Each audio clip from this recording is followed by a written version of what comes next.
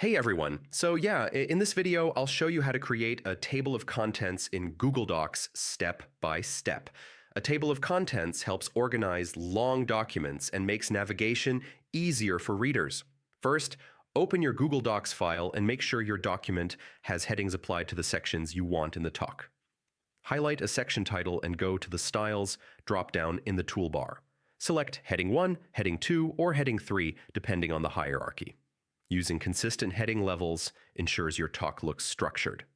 Click Insert in the top menu and select Table of Contents.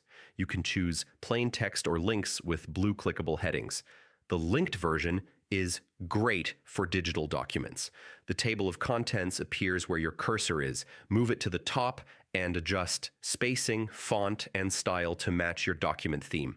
If you add or change headings later, click the refresh icon to update page numbers and headings automatically. Optionally, customize your table of contents by removing links or changing indentation for different heading levels. This makes your document cleaner and professional. And yeah, that's how to create and manage a table of contents in Google Docs in 2026. If this guide helped you, like the video, subscribe to the channel, and I'll see you in the next tutorial.